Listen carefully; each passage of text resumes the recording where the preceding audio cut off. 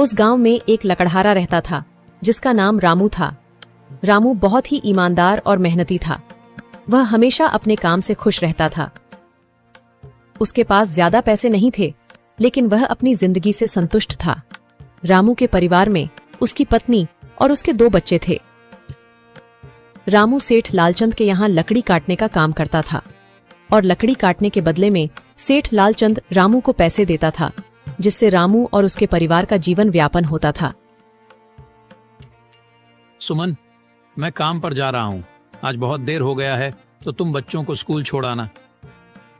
जी, school तो मैं छोड़ आऊंगी, लेकिन मोनू और चिंकी पिछले 2 दिन से कह रहे हैं कि उनके स्कूल की टीचर स्कूल की फीस मंगा रही है। हाँ, तो जाकर दे आओ ना स्कूल की फीस। अजी कहाँ से दूं? आप जो पगार लाते हैं उसमें मुश्किल से तो घर चल पाता है। अब उतनी सी तनख्वाह में मैं बच्चों की फीस का इंतजाम कैसे करूं? अजी मैं एक बात आपको साफ साफ कह देती हूँ, आप सेठ लालचंद जी से पगार बढ़ाने की बात कहिए। दिन पर दिन खर्च बढ़ता जा रहा है। बाजार में अगर सब्जी लेने निकलो तो सब्जियों के दाम आसमान छू रहे हैं, और बच्चों की पढ़ाई का खर्चा, घर का खर्चा अब इतनी कम तनख्वाह में कैसे गुजारा होगा? ठीक है, मैं आज ही सेठ जी से थोड़ा पगार बढ़ाने की बात करता हूँ। इतना कहकर रामू काम पर चला जाता है।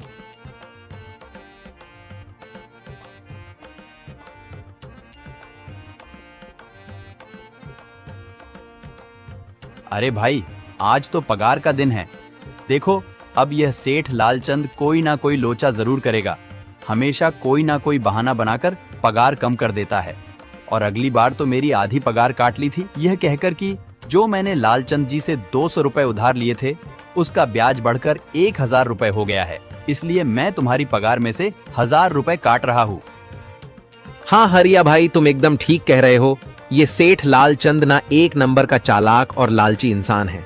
एक तो दुगुना काम ले लेता है और बदले में पैसे भी पूरे नहीं देता।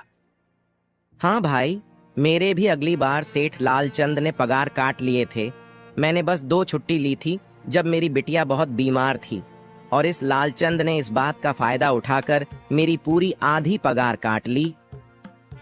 हे भगवान, बस सेठ जी इस बार मेरी पूरी पगार दे दें। बच्चों के स्कूल की फीस भी भरनी है। ऐसे सभी लकड़हारे अपने काम पर लग जाते हैं। काम करने के बाद सेठ लालचंद के पास जाते हैं। सेठ जी, महीना पूरा हो गया है, हमें हमारी तनख्वाह दे दीजिए। देखो भाइयों, अभी मेरे पास तुम्हें देने के लिए पैसे नहीं है। अभी माल नहीं बिका है, सारा माल गोदाम में ही पड़ा हुआ है। कल या परसों तक तुम्हें तुम्हारी तनख्वाह मिल जाएगी। पर सेठ जी, अभी हमारे पास बिल्कुल पैसे नहीं बचे हैं। घर का भी सामान लाना है, बच्चों की फीस भरनी है। अरे मैंने कहा तो सही, 1-2 दिन और रुक जाओ, कल या परसों तक पैसे मिल जाएंगे। अभी मेरे पास पैसे नहीं है। सभी लकड़हारे निराश मन से अपने अपने घर आ जाते हैं। अजी क्या हुआ? इस बार कितना पगार मिला है? सुमन, अभी कोई पगार नहीं मिला। सेठ जी ने कहा है कि 1-2 दिन में पगार मिल जाएगा। पगार नहीं मिला? आपको तो पता है ना, बच्चों की फीस भरनी है। इनकी स्कूल टीचर ने आज साफ साफ चेतावनी दे दी है कि अगर कल फीस नहीं लाई तो बच्चों को घर पर ही बिठा लेना। अब बताओ मैं क्या करूं? मैं क्या करूं सुमन, ये सेठ जी समय पर कभी पैसे देते ही नहीं है। अब तो बस हम इंतजार के सिवा और कुछ नहीं कर सकते। 1-2 दिन की बात है, देख लेते हैं। ऐसे ही 2 दिन गुजर जाते हैं। 2 दिन बाद सेठ लालचंद सबको पगार देता है। अरे हरिया, ये ले अपनी इस महीने की पगार। सेठ जी, यह तो बस 2000 है। मैंने तो इस महीने 3000 तक का काम किया है। हाँ, काम तो किया है, लेकिन तूने 1-1 घंटे आराम भी तो किया है। ये पैसे उसी आराम के कांटे हैं। पर सेठ जी, आपने तो कहा था 8 घंटे काम के महीने में 3000 मिलेंगे, और मैंने तो 8 घंटे काम किया और 1 घंटे आराम। देख हरिया, मुझे ज्यादा हिसाब किताब ना समझा। ये 2000 रख, अगर चाहिए तो, और अगर नहीं चाहिए तो कहीं और काम ढूंढ ले। बेचारे हरिया के पास उन पैसे को लेने की सिवाय और कोई रास्ता नहीं था। हरिया चुपचाप वह पैसे रख लेता है। रामू, ये लो तुम्हारे 2500 रुपए। पर सेठ जी, 2500 क्यों? मेरे तो पूरे 3000 बनते हैं ना। मैंने तो कोई छुट्टी भी नहीं की और ना ही कोई आराम। मैंने तो अपना सारा काम समय पर किया है। हाँ, समय पर तो किया है, पर इस समय बाजार में लकड़ियों का दाम काफी सस्ता हो गया है। इस वजह से अभी तुम्हें भी पगार कम ही मिलेगी जब तक लकड़ियों का दाम नहीं बढ़ता। पर सेठ जी, बात तो 3,000 की हुई थी ना, अब 2,500 में मैं कैसे घर चलाऊंगा? बच्चों की स्कूल की फीस भी भरनी है सेठ जी। इस बार आप पूरे पैसे दे दीजिए। 2,500 ही मिलेंगे तुझे। यहाँ काम करना है तो कर, वरना कहीं और काम ढूंढ ले। बेचारे हरिया के पास उन पैसे को लेने की सिवाय और कोई रास्ता नहीं था।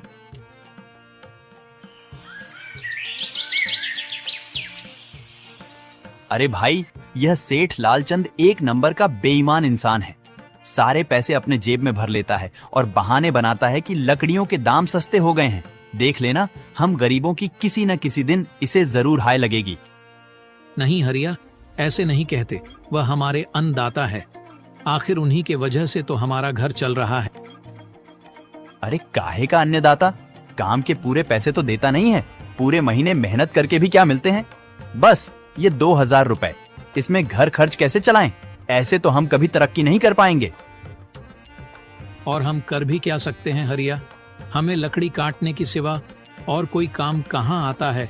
और कोई काम खोलना भी चाहे तो उसके लिए हमारे पास इतने पैसे कहाँ हैं?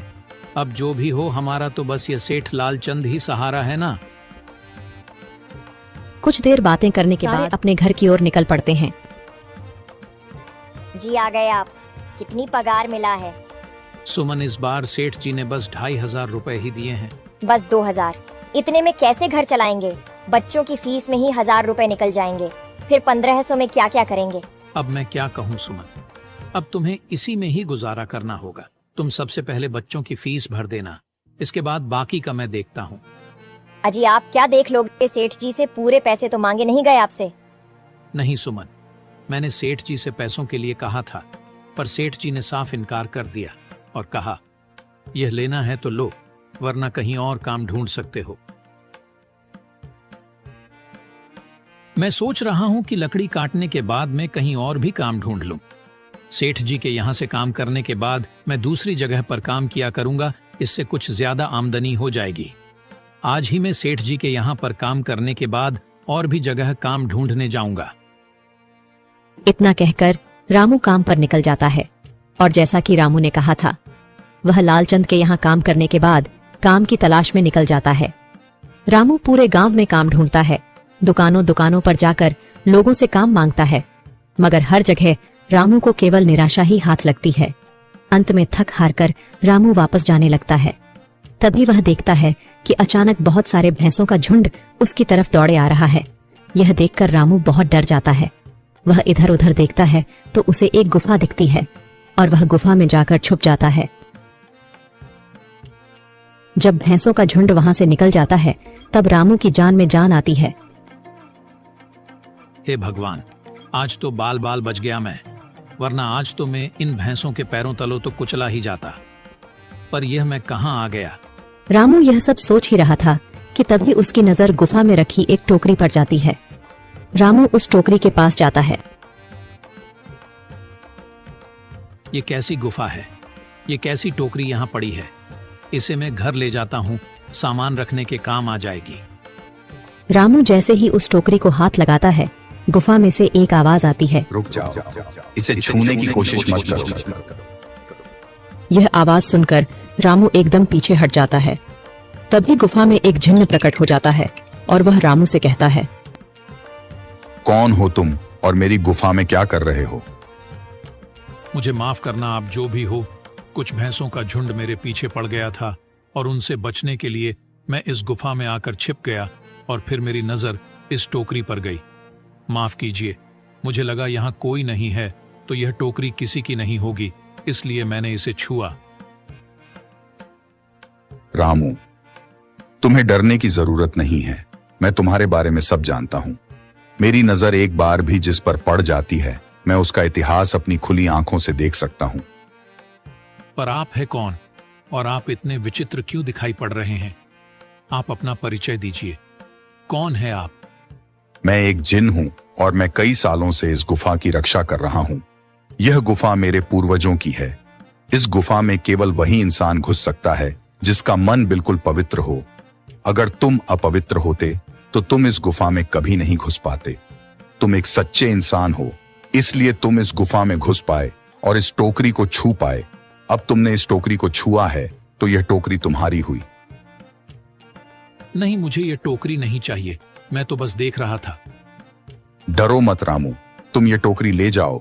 ये कोई साधारण टोकरी नहीं है, बल्कि यह जादुई टोकरी है। जादुई टोकरी? क्या यह वही जादुई टोकरी है जिसके बारे में हमारी दादी कहानी सुनाई करती थी कि किसी गांव में एक जादुई टोकरी हुआ करती थी और वह सबकी इच्छाएं पूरी करती थी? हाँ रामू, ये वही जादुई टोकरी है। अब तुम इस टोकरी के मालिक हो।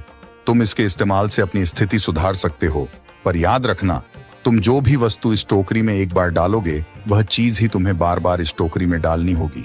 इसके अलावा तुम और दूसरी कोई चीज इस टोकरी में नहीं डाल सकते। अगर तुमने ऐसा किया तो इसका परिणाम तुम्हें ही भुगतना होगा। मेरी इस बात को हमेशा ध्यान में रखना और सोच समझकर बिना लालच किए इस टोकरी में वह ही सामान रखना जिसकी तुम्हें जरूरत हो। रामू टोकरी को लेकर घर आ जाता है। सुमन, ये देखो, ये मैं क्या लेकर आया हूँ। क्या लाए हो आप? बस ये एक टोकरी। सबसे पहले यह बताइए, आप तो काम की तलाश में गए थे ना, तो कोई दूसरा काम मिला कि नहीं? नहीं। अरे सुमन, मेरी पूरी बात तो सुनो। ये कोई ऐसी वैसी टोकरी नहीं है, बल्कि यह एक जादुई टोकरी है। रामू सुमन को वह सारी घटना के बारे में बताता है जो उसके साथ हुई। अच्छा, तो आपका कहने का मतलब है कि इस टोकरी में हमें कोई ऐसी चीज डालनी होगी जिसकी हमें सबसे ज्यादा जरूरत हो। हाँ सुमन, हमें सोच समझकर ही इसमें कोई चीज डालनी होगी। रामू थोड़ी देर सोचता है, फिर उसका ध्यान उन लकड़ियों पर जाता है जो एक बार उसने सुमन को रखने को दी थी। सुमन, तुम्हें याद है, एक बार मैं जंगलों में लकड़ियां काटने गया था तो मुझे एक चंदन की लकड़ी मिली थी और वह मैंने तुम्हें लाकर दे दी थी। हाँ, दी तो थी। तो तुम उस लकड़ी को ले आओ। हम उस चंदन की लकड़ी को ही इसमें डालेंगे और उस लकड़ी से अपना एक व्यापार शुरू करेंगे। सुमन चंदन की लकड़ी को ले आती है और उसे टोकरी में डाल देती है। वह जैसे ही चंदन की लकड़ी उस टोकरी में डालते हैं, उसमें कई सारी लकड़ियां आ जाती हैं। अरे वह, यह तो चमत्कार ही हो गया। ये देखिए, कितनी सारी चंदन की लकड़ियां हो गई। अगर आप इसको बेचेंगे तो इससे काफी अच्छे पैसे मिलेंगे। हाँ राधा, मैं कल सुबह बाजार जाकर इनको बेच आऊंगा और जो पैसे मिलेंगे उससे हम अपने मोनू और चिंकी के स्कूल की फीस भर देंगे और बाकी बचे पैसों को संभाल कर रख लेंगे। अगले दिन रामू लालचंद सेठ के यहाँ काम पर न जाकर चंदन की लकड़ियों को बेचने के लिए बाजार की ओर निकल पड़ता है। वहाँ पर रामू चंदन की लकड़ियों को बहुत ही कम दामों में बेचा, जिसकी वजह से आम लोगों के साथ साथ बड़े व्यापारियों ने भी रामू से चंदन की लकड़ियां खरीदी। लकड़ियों को बेचकर रामू को काफी अच्छे पैसे मिले। पैसों को लेकर चंदन घर आ जाता है। ये देखो सुमन, उन लकड़ियों को बेचकर मुझे कितने सारे पैसे मिले हैं। ये लो कुछ पैसे, इससे तुम कल मोनू और चिंकी के स्कूल की फीस भर देना। अच्छा, तो मैं काम पर जाता हूँ। अजी, आपके पास तो अब यह जादुई टोकरी है, तो अब आपको उस सेठ लालचंद के यहाँ काम करने की क्या जरूरत है? हाँ सुमन, मैं सेठ लालचंद जी के यहाँ काम पर नहीं जा रहा, बल्कि मैं तो वहाँ पर जो काम कर रहे बाकी के लकड़हारे हैं उन्हें ये खुशी की खबर देने जा रहा हूँ, क्योंकि सेठ लालचंद जी से मेरे साथ साथ वह लकड़हारे भी बहुत परेशान थे। इसलिए अगर मेरा भला हो रहा है तो क्यों ना मैं उन सभी का भला करूं। वह सभी बहुत ईमानदार लकड़हारे हैं, वह सभी बहुत मेहनत से काम करते हैं, मगर लालचंद ने कभी भी उनको उनकी मेहनत के सही पैसे नहीं दिए। इसलिए मैंने सोचा है क्यों ना मैं उनको अपने इस काम में शामिल कर लूं। हाँ जी, बात तो आपकी बिल्कुल सही है। अगर आप सभी लोग एक साथ मिलकर काम करेंगे तो हम सब बहुत जल्द ही तरक्की हासिल कर लेंगे।